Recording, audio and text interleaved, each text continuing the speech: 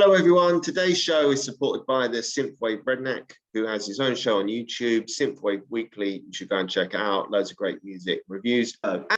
Yo people, it's Cole from RetroReverbRecords, and today I'm bringing you another 10-minute interview. Today I'm joined by Summerblood. Can you introduce yourself, please? Sure. I'm Rich from New York City, recording at Summerblood. Thank you very much for joining us today. I really appreciate you taking the time. You sent us a really great submission, and based on the back of that, we've decided to have a chat with you today. And the song that we're going to refer to is ABRA. Is that correct? ABRA. Correct. Yes. Correct. Excellent single, and really enjoyed listening to it. So thank you so much for your time today. Okay, let's move straight into it. So. Tell me a little bit about Summerblood. Like, how were you developed? Where did you come from? What's the background? It kind of comes from my the sounds of my youth. The sounds that kind of molded me as a person. You know, the familiarity of the synths, the drum machines, the melodies, the aesthetics of the music that kind of just raised me. What music raised you? I mean, you look very young, but I mean, it's typically people in this scene are maybe 30, 40, 50 kind of thing. What did you grow up with? I grew up with my first album was Violator, Depeche Mode. Ah, okay. Actually, my first cassette single was "Who's Johnny" by El DeBarge, because I was obsessed with Short Circuit movie. Do you know what? You've probably ruined one of my later questions. Is that one of your favorite 80s movies films? Yeah, definitely. I mean, I was obsessed with the robot. I even had like a little band, yeah, where it was called Johnny Five. Johnny Five. Yeah, but I guess I'm using this project, I guess psychologically, to tap into my youth and tap into my, the feelings of music from childhood. Tell me a little bit, like, because I grew up in London, and I was probably, when I was about 18 to about 25, was the heart of the drum and bass scene. And London, as many people know, really was where the drum and bass scene exploded from. Like, so. Tell me just a little bit about your drum and bass influence, just because I was a drum and bass DJ. I love the sound, oh, yeah. Tell me a bit about that.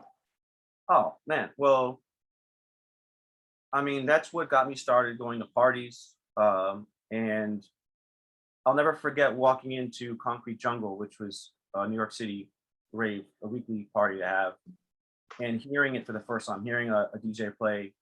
It was kind of like ambient. It was like earlier in the night, so it was more like intelligent jungle. And just hearing the pads, the synths, the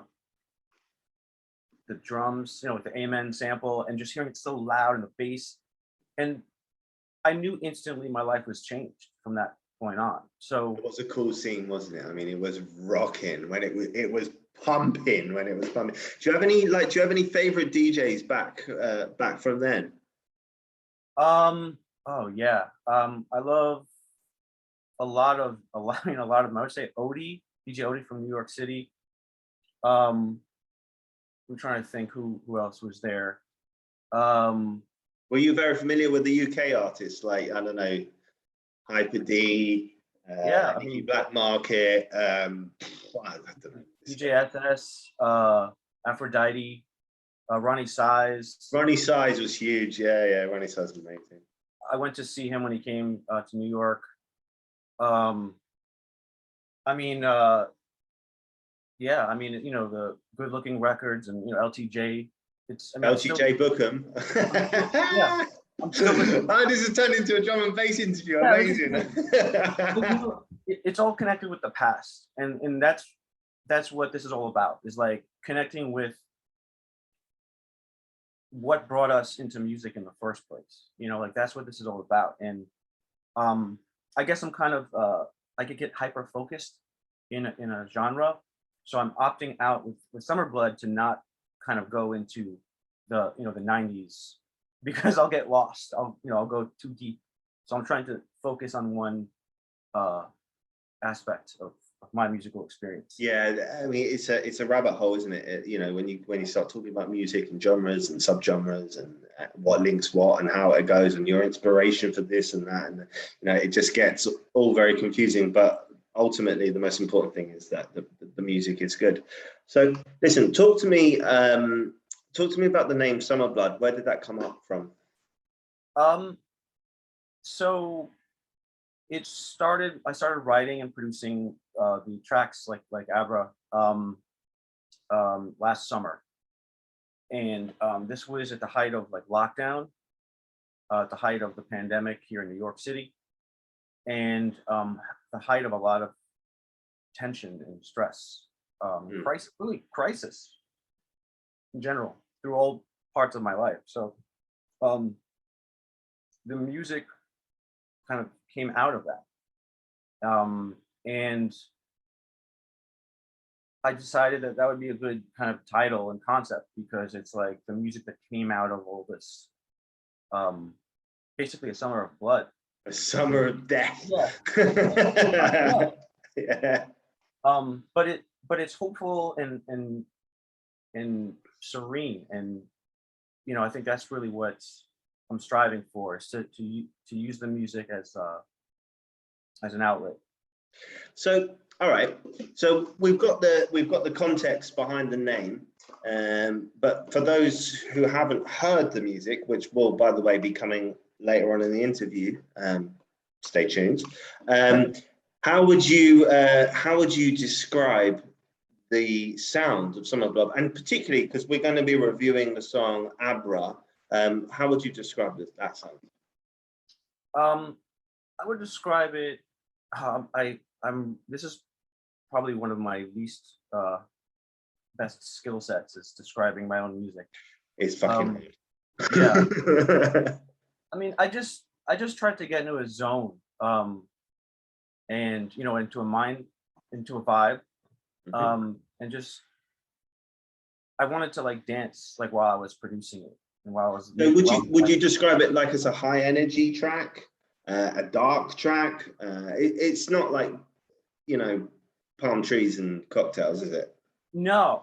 I would say it's like I would guess like disassociatedly passionate. Like there's a level of intensity and passion, but it's also kind of withdrawn and laid back at the same time. Tell me something about what's coming up for Summerblood. Yeah, so the initial EP is going to be released. There's 2 more songs that haven't been out yet. Okay. It'll be out later this fall on La Valigetta, which is sorry, on who? I couldn't hear that. La Valigetta. It's a label in Italy also. Really? You're signed with an Italian label? Yeah, they're very cool. They've got lots of good artists on there, and yeah, I'm just definitely happy to be aboard their team for this project. That sounds awesome. Do you know what? We should reach out to them, because we're also an Italian label, and I've never heard of them. So it'd be really cool to sometimes these kind of things can offer nice collaborations. Maybe we could get like an event together with the artists playing together. So that might be quite cool. Mention to them that you spoke to us, because we'd certainly be interested in. I shall, most definitely. Right. So the next part of the interview, I kind of do like it's called a quick fire round. So quick fire round. Basically, I just ask you a load of random questions that it doesn't really matter if you know the answer or not. So don't worry too much if you do or you don't. It's more to sort of like get to know the person behind the music. Okay, are you ready? Yeah, let's do it. All right. So first question, and I could just give you a few seconds to absorb this one. You need 5 words to describe the synthwave scene. They can be positive or negative. Obviously, usually they're adjectives to go with this. So not really sure. Need Confused? more. I to be honest, I need to hear more. All right, tell me something that you hate as a person. It should be easier for you to answer. The last part of your question, I didn't. Something you hate.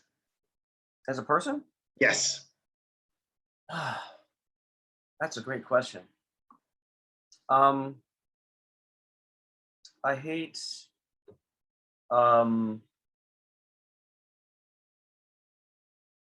hyper individualism.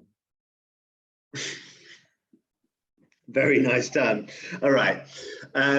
Tell me, it's not my, by the way, it's not my opinion to, my job to cast opinion on these, your views here. I'm just listening. Tell me something that you love. Oh, I love birds. Eh? Birds. Birds. Ah, do you know the guy that I opened this record label with? He's an Italian guy. He lives here. He's actually got a fear of birds, which is called, I can't remember, orthopedia or something like that. I can't remember what the word of it is. Fear of birds. A fear of birds. Yeah, he's petrified of birds. Watched the Hitchcock movie or something as a kid, you know? Oh, The Birds. Yeah, maybe The that's Birds. What a great film, but very scary. Yeah. Yeah. All right. Okay. How, Rich? Next question. How do you relax? Glass of wine. Red or white? Red. Oh, excellent. All right. Okay. Just for those who don't understand, I often interview artists in America. There can be 6 to 9 hours difference. So for me, it's the evening and I'm enjoying a glass of wine. And for Rich, I think you had a coffee earlier on, was it? Yes, I did, but yeah. It's never too early for a good glass. It's never too early for a glass of wine, but anyway, just so you're wondering why he's drinking a coffee and I'm drinking a glass of wine. All right. Within the synthwave umbrella, are there any subgenres that you particularly like? I don't know if you would put vaporwave in that, if you would include that, but I tend to have a good, my ear tends to enjoy those sounds. I personally, I might put vaporwave. I do think it is a subgenre.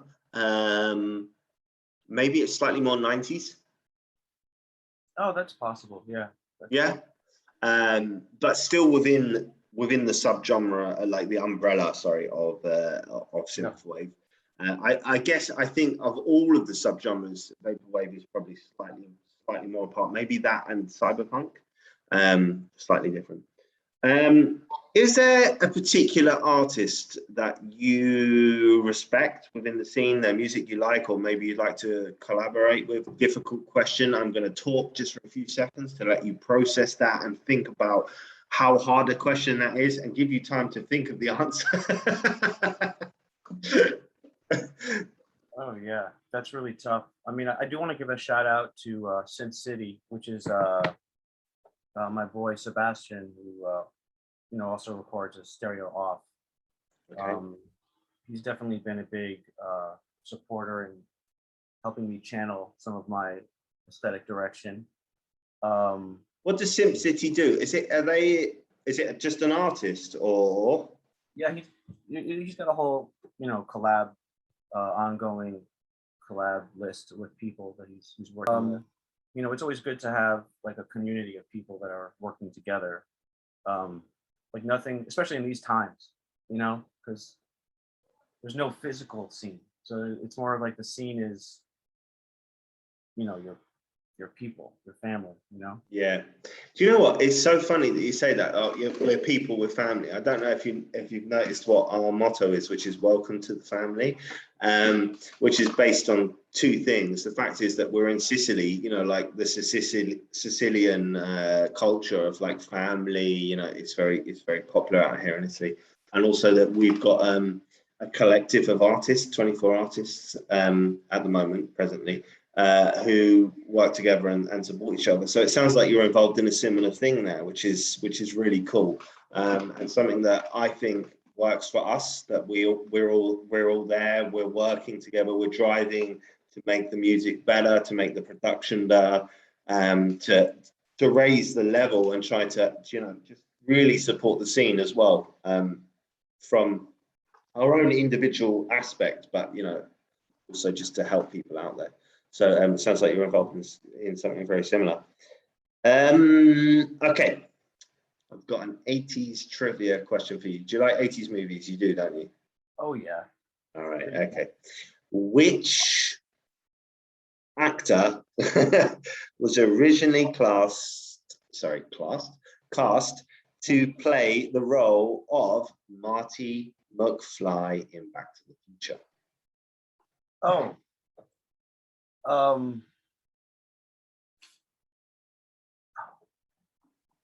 He was also the mouse guy, right?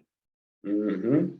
And the other. And if you've watched Netflix, there was an episode about this recently. The films that I think it's called The Films That Made Us, or something like that. And the first one is the Back to the Future movie.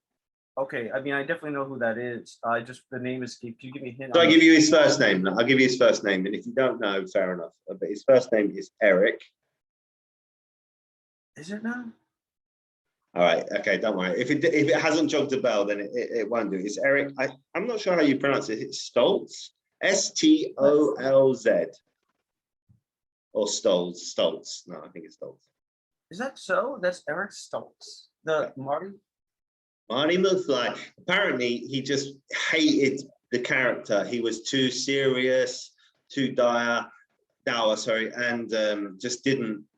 And he was like, when they said that we're going to go with someone else, apparently he was like super relieved, just like, oh thank God. I just couldn't fill this role. How many dots is there in a Pac-Man maze? And you've got three choices, right? 199, 244, or 317. Who the fuck knows this? No idea. You got to be a proper nerd, a retro gamer nerd to know this. I'm sure people who watch this might go, oh, I know, blah, blah, blah. But I had no idea. That's one of the oddest questions I think I've ever heard. I would guess. I repeat the numbers: 199, yeah, 244, 317. 244. It's the correct answer. Hey! Good guess. All right, my friend, listen, a couple more questions. Are you, so just straight off the bat, whatever you think, are you a dog or a cat person? Cat person. Okay, give me your favorite 80s film. Lucas. Okay, why do you like it? I guess when I was a young and I identified with the character, I wasn't really quite as dorky as him, but I was like, wow, I could go places in this world. Cool. Okay, tell me something good from the 80s and also something bad.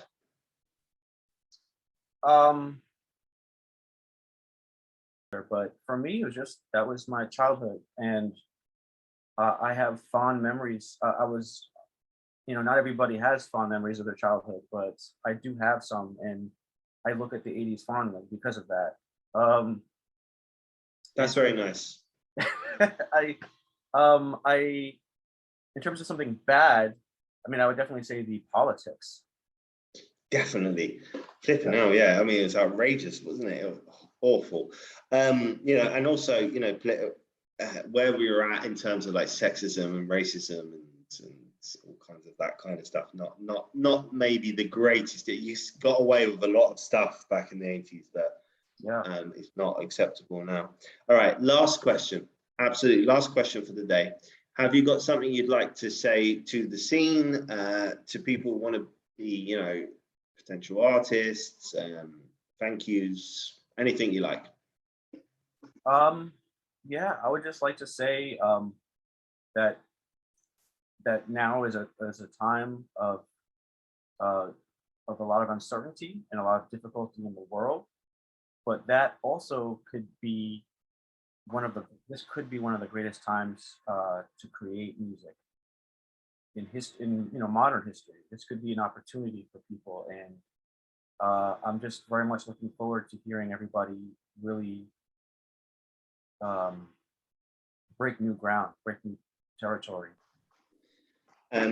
You know, I think the synthwave scene for a lot of people is quite cool because it's an interesting scene where, although we are reproducing music from the past, there's so much new music coming out, like just all the time. There's new music, and that's very exciting. Some people have been a little bit critical of the scene, but I think overall, I think it's the fact that it's caught so many people's attention and there's so much music and so many people want to do it, means that there is a drive for that type of music and people do really like it. So I agree. I think it's a cool time to be involved, and it could be something that drives us forward. All right. Is there anyone you'd like to give a shout out to? I just really want to, just say thank you to, for you personally for having me. No problem at all. You're more than welcome. Thank you for coming on board. Anybody who's listening, anybody who's listening to the music, in advance, I'm just saying thank you, because, it's not easy. It's not easy. No, it's not. Yeah, I mean, I really want to just be appreciative, moving forward, and I want to give a shout out to all the friends that I hopefully make in the future. I'm sure you'll make lots of friends. Guys, for anyone who is interested in Summerblood, the links are in the description below, but you can check them out obviously on Bandcamp. They've got their, Richard's got his releases on Bandcamp and he's got his releases on Spotify. Go and check him out, follow him, subscribe, look out for his new stuff. It's very good, it's very cool, and the music will follow at the end of the video. So thank you very much for your time today, Richard. Thank you so much, Paul. No problem.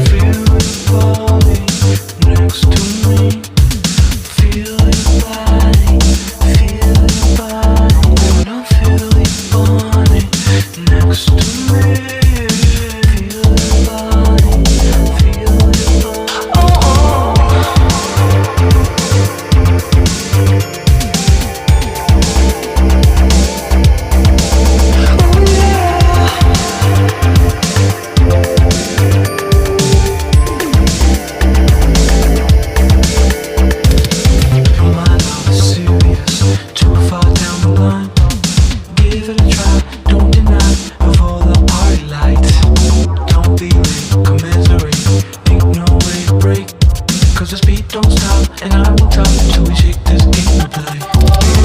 I'm so